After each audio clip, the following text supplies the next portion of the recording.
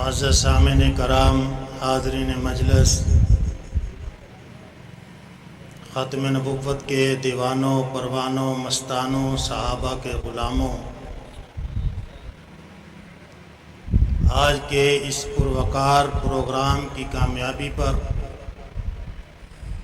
محترم قاری احسان صاحب اور ان کے ساتھ بھائی فاروق، بھائی بلال اور ان کی ٹیم کے تمام ساتھیوں کو دل کی اتھاہ گہرائیوں سے مبارکباد پیش کرتا ہوں۔ مجھے میرے بزرگ مولانا رفیق بجوی صاحب نے 10 منٹ کا حکم دیا ہے کہ 10 منٹ میں اپنی بات مکمل کر لوں۔ عنوان تو ایسا نہیں ہے کہ جس پہ 10 منٹ میں بھی کوئی بات کہی جا سکے۔ ہمارے بزرگ حضرت مولانا الیاس سیونٹی صاحب دامت برکاتہم العالیہ بھی تشریف فرما ہے۔ میں ویسے بھی جب بزرگ حضرات اسٹیج پر تشریف لے آئیں تو میں ویسے ہی نہیں بیان کرتا،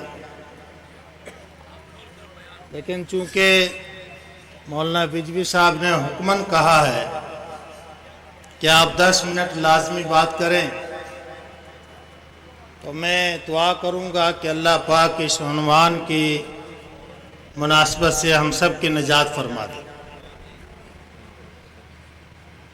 میرے نوجوان دوستوں اور بزرگوں، بن باپ کا بیٹا اگرچہ کتنا ہی حسین و جمیل ہو، کتنا ہی خوبصورت ہو، لیکن اس کے اندر جو ایک عیب خفی یہ پایا جاتا ہے، اس عیب کی وجہ سے اسلامی معاشرے کے اندر وہ ہمیشہ سرنگوں رہتا ہے، کیونکہ یہ چیز ایسی ہے کہ ہر آدمی اسے گھٹیا نظر کے ساتھ دیکھتا ہے اور وہ ندامت کے ساتھ اپنا سر جھکائے رکھتا ہے۔ اس لیے کہتے ہیں کہ اپنا نسب رشتہ بھی محفوظ رکھا جائے اور نسبی رشتے کے ساتھ اپنا مذہبی نسبی رشتہ بھی محفوظ رکھا جائے۔ اللہ پاک کا یہ بہت بڑا احسان ہے اور اللہ کا خاص فضل ہے کہ اللہ پاک نے ہمارا دینی مذہبی نسبی رشتہ وہاں تک پہنچتا ہے کہ جہاں تمام اچھائیوں کی انتہا پہنچتی ہے۔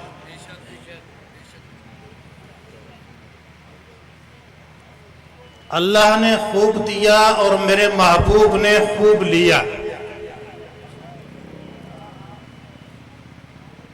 اور محبوب کی ذات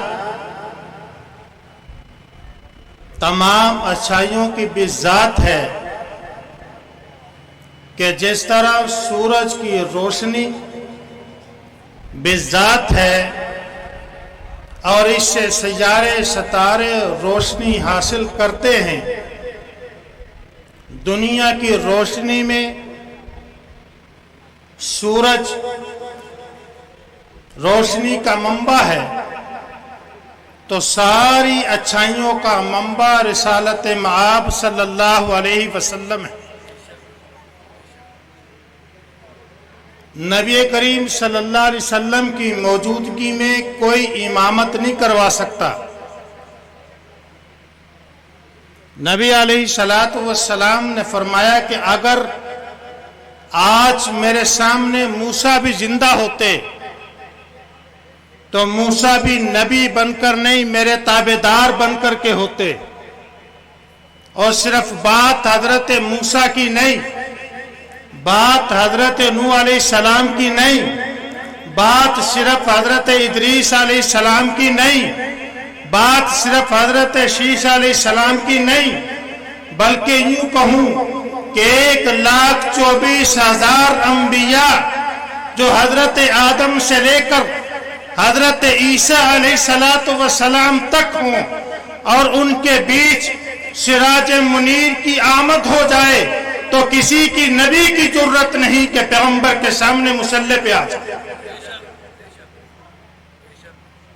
1,24,000 انبیاء میں سے بھی کسی کی جرت نہیں ہے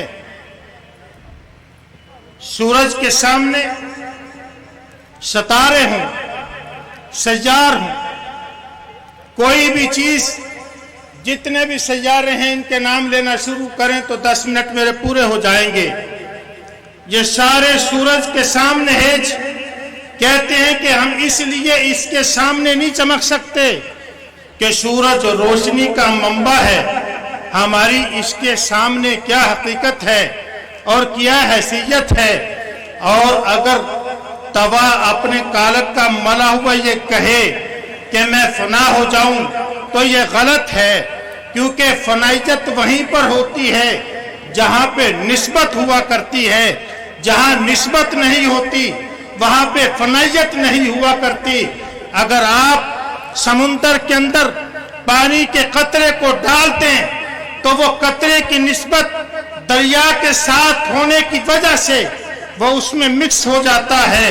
اگر پتھر کو دریا میں ڈال دیا جائے اس کی نسبت دریا کے ساتھ نہیں ہے۔ اگر توے کو ڈال دیا جائے توے کی نسبت دریا کے ساتھ نہیں ہے۔ پانی کو ڈالا اس کی نسبت دریا کے ساتھ تھی۔ اگر پروانے آئے تو پروانوں کی نسبت ہوا کرتی ہے، پروانے جل جایا کرتے ہیں۔ فنائیت تو وہیں پہ ہوگی جہاں نسبت ہوتی ہے۔ حجت الاسلام مولانا قاسم نانوتوی رحمت اللہ علیہ قاسم العلوم والخیرات میں فرماتے ہیں، لکھتے ہیں، ان کی تقریر ہے، فرمایا کہ اللہ کے رجسٹر میں نبی علیہ السلام نے فرمایا کہ میرا نام صرف نبی نہیں بلکہ خاتم النبیین ہے۔ ما کان محمد ابا احد من رجالکم ولکن رسول اللہ و خاتم النبیین۔ میں یوں کہوں گا کہ حضرت آدم علیہ السلام کا وجود نہیں تھا، حضرت آدم علیہ السلام کا وجود نہیں تھا، لیکن وہاں نبوت تھی، وہاں نبوت تھی۔ قرآن نے کہا لما آتیتکم من کتاب و حکمہ ثم جاءکم رسول مصدق لما معکم لتؤمنن به ولتنصرنہ قال اقررتم واخذتم على ذلکم اسری۔ جب پوچھا گیا وقت آئے گا مدد کرو گے، وقت آئے گا نصرت کرو گے، وقت آئے گا ساتھ چلو گے، تو سب نے کہا اقررنا، ہم اقرار کرتے ہیں، وقت آنے پر ساتھ دیا جائے گا، وقت آنے پر تمہاری تائید کی جائے گی۔ یہاں پر نسبت کو جوڑا جا رہا ہے، اور جب نسبت جڑ گئی، بات ہو گئی، تو پھر میرے اللہ نے فرمایا جاؤ، آج سے تم رسول بھی ہو، آج سے تم نبی بھی ہو، آج سے تم کلیم بھی ہو، آج سے تم ذبی بھی ہو، آج سے تم شفیع بھی ہو، آج سے تم کلیم بھی ہو، آج سے تم خلیل بھی ہو۔ اللہ نے پھر یہ القابات عطا فرمائے، اس لیے پیغمبر سے نسبت جڑ چکی تھی۔ جب نسبت پیغمبر سے جڑتی ہے تو اللہ رفعت بلند کر دیتے ہیں، عظمت بلند کر دیتے ہیں۔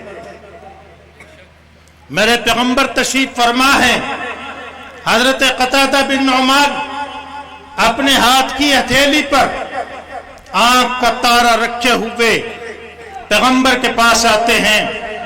حضرت تیر لگ گیا، آنکھ نکل گئی، قربان جاؤں رسالت آپ صلی اللہ علیہ وسلم پر۔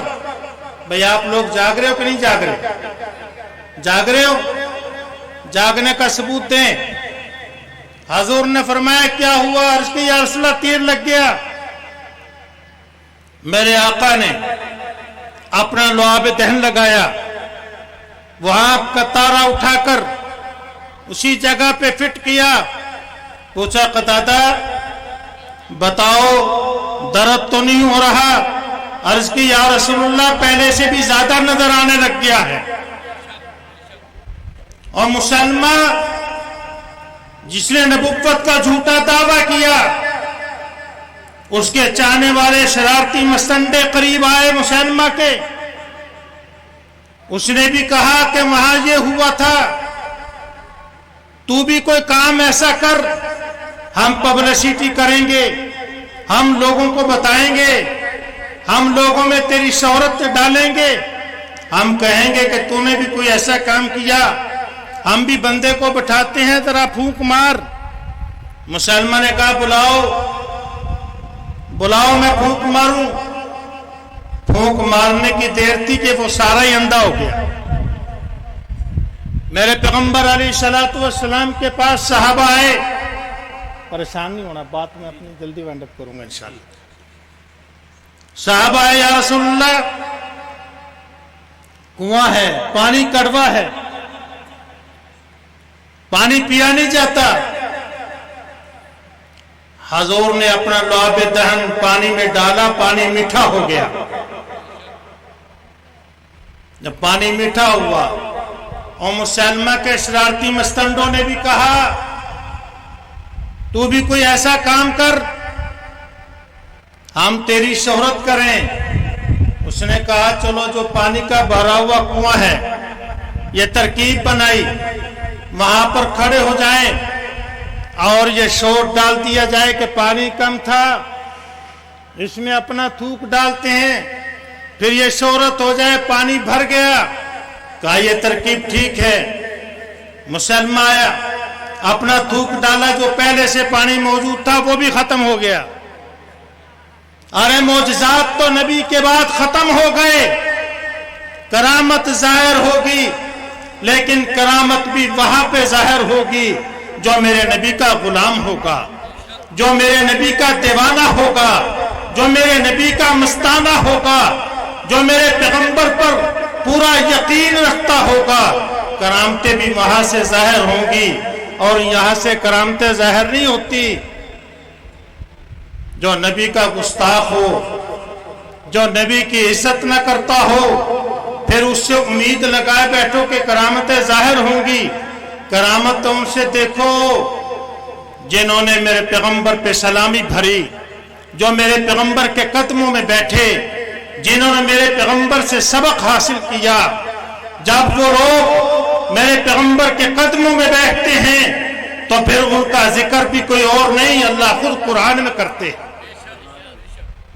پھر اللہ خود فرماتے ہیں اور لوگوں میرے پیغمبر کے یاروں کو دیکھنا ہو تو بازاروں میں نہیں، تراہم رکعن سجدا، جب انہیں دیکھنا ہو تو سجود میں دیکھو، رکوع میں دیکھو. اور لوگوں میرے پیغمبر کے یاروں کو دیکھنا ہو تو یبیتون لربہم سجدا و قیاما. فرمایا کہ یہ تو وہ ہیں جن کی راتیں سجدے میں گزرتی ہیں، قیام میں گزرتی ہیں. اور میرے بندو اگر میرے پیغمبر کے یاروں کو دیکھنا ہے تو بھی وہ لوگ ہیں وَيُؤْثِرُونَ عَلَىٰ أَنفُسِهِمْ وَلَوْ كَانَ بِهِمْ خَصَاصَةٌ. ان کے اندر تو قربانی کا وہ جذبہ موجود ہے، ایثار کا وہ جذبہ موجود ہے. ایک آدمی بکرے کی سری لے کر ہدیے کے طور پر آتا ہے اور ان کا ایثار اس طرح کوٹ کوٹ کر میرے پیغمبر کی تربیت نے بھر دیا تھا کہ وہ کہنے لگا میں ضرورت مند نہیں ہوں، میرے ساتھ والے سے پوچھ لیا جائے. اس کے پاس سری لے کر گیا، دوسرے کے پاس گیا، 5-6 جگہ سے ہوتا ہوا پھر وہی سری لے کر پہلے والے کے پاس پہنچ چکا تھا. اللہ نے ان کا ذکر قرآن میں فرمایا. اور جب میرے صحابہ کے ایمان کی باری آئی تو اللہ نے قرآن میں ذکر فرمایا اولئک هم المؤمنون حقا. جب ان کے سچائی کا ذکر کرنے کی باری آئی تو اللہ نے قرآن میں فرمایا اولئک هم الصادقون. جب جنت کے وارثوں کا تذکرہ کرنے کی باری آئی تو اللہ نے فرمایا اولئک هم الوارثون الذین یرثون الفردوس ہم فیہا خالدون. جب ان کی محبت کا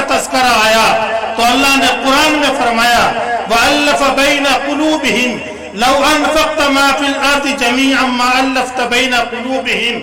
اللہ صحابہ کے تذکرے کرتے ہوئے جب ان کے دلوں کا امتحان لے چکے تھے، ان کی کامیابی کا اعلان کرنے کا وقت آیا تو اللہ نے فرمایا اولئک الذین امتحن اللہ قلوبہم للتقوی. اللہ صحابہ کا امتحان ان کے دل کو ٹٹول کر کے لے چکا ہے، اپنے سارے امتحانات میں کامیاب ہو چکے ہیں. پھر میرے پیغمبر نے بھی فرمایا لوگوں یاد رکھو دنیا میں بھی اگر تم مجھے ملنا چاہتے ہو تو ابو بکر سے ملنا ہوگا، مجھے ملنا چاہتے ہو عمر سے ملنا ہوگا، عثمان سے ملنا ہوگا، علی سے ملنا ہوگا، طلحہ سے ملنا ہوگا، زبیر سے ملنا ہوگا، سلمان سے ملنا ہوگا، صہیب سے ملنا ہوگا، بلال حبشی سے ملنا ہوگا. دنیا کے بعد جب میں دنیا سے چلا جاؤں تو میرے روزے پر بھی آؤ گے تو ابو بکر و عمر پہ بھی سلام کرنا ہوگا. پھر آگے فرمایا سنو جب ہم قبر سے اٹھیں گے تو میرے ایک طرف ابو بکر ہوں گے دوسری طرف عمر ہوگا. حضور تک پہنچنے کے لیے صحابہ کا دل میں محبت کا جذبہ پیدا کرنا ہوگا. اور اگر کوئی یوں سمجھے کہ صحابہ کو چھوڑ کر ہم حضور تک جا پہنچیں گے یہ کبھی نہیں ہو سکتا. حضور تک پہنچنے کے لیے صحابہ کو ماننا ہوگا اور جن کے دل میں بغض صحابہ ہو وہ کبھی بھی حضور تک نہیں پہنچ سکتے. اسی لیے ہم دفاع صحابہ کو بھی عین عبادت سمجھتے ہیں، اپنا فرض سمجھتے ہیں کہ ہم صحابہ کا دفاع کرتے ہیں، کیونکہ اصحاب رسول ختم نبوت کے عینی گواہ ہیں. اگر عینی گواہوں کے درمیان ختم کر دیا جائے تو پھر نبوت کا مقدمہ بھی خراب ہوتا ہے. انشاءاللہ العزیز اہل سنت والجماعت سے تعلق رکھنے والے لاکھوں غیرت مند نوجوان اور بوڑھے اور بچے ہم الفاظ نہیں کہا کرتے. مولانا بجوی صاحب فرمایا کرتے تھے کہ یہ جو جملے اکثر علماء کہہ دیتے ہیں انہوں نے اپنے جذبات کا اظہار کرتے ہوئے مجھے تسلی دیتے ہوئے جملہ فرما رہے تھے کہ یہ جملے ہمیشہ سپاہ صحابہ کے علماء کی زبان سے جچتے ہیں، اچھے لگتے ہیں، کیونکہ ہم نے ہر قسم کی قربانی دے کر کے ہر چیز کو برداشت کر کے ہم نے صحابہ کا بھی دفاع کیا ہے، ختم نبوت کا بھی دفاع کیا ہے. آج بھی اصحاب رسول کا دفاع اسی انداز سے کر رہے ہیں کہ صحابہ کا دفاع پیغمبر کی ختم نبوت کے عینی گواہوں کا دفاع ہے، عینی گواہوں کا تحفظ ہے.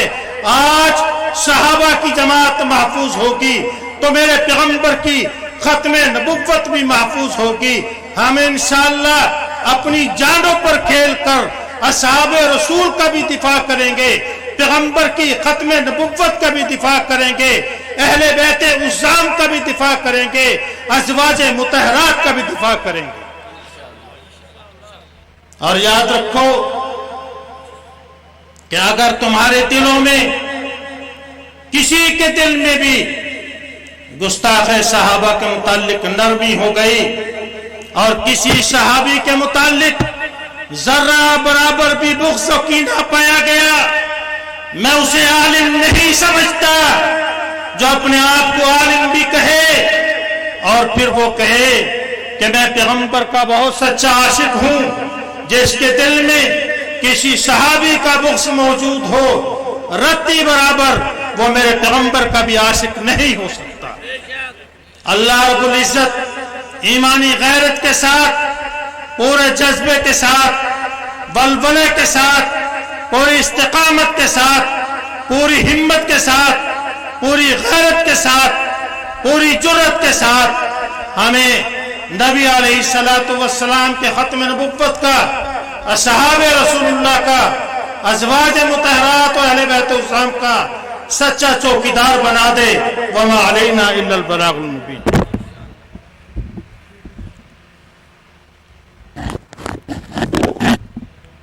یہ تھے ہمارے معزز مہمان محترم جناب حافظ حسین احمد صاحب.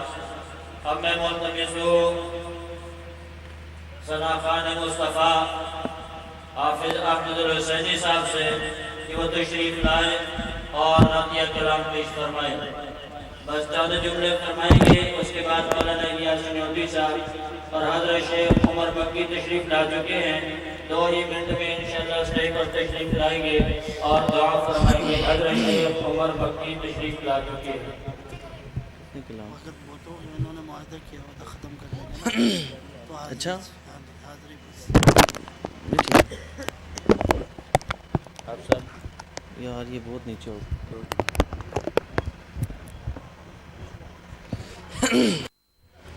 अस्सलामु अलैकुम वरहमतुल्लाहि वबरकातुहू। दुरूद शरीफ पढ़ लीजिए। मैं बिला किसी तमहीद अपना कलाम शुरू करना चाहता हूँ। अल्लाहुम्मा सल्लि अला सय्यिदिना व मौलाना मुहम्मद व अला आलि सय्यिदिना व मौलाना मुहम्मद व बारिक व सल्लिम व सल्लि अलैहि। हज़रात तवज्जो है आपकी। वो शेरिया को जुमला अच्छा लगे, समझ आए तो कहिएगा सुभान अल्लाह। कहेंगे इंशाअल्लाह।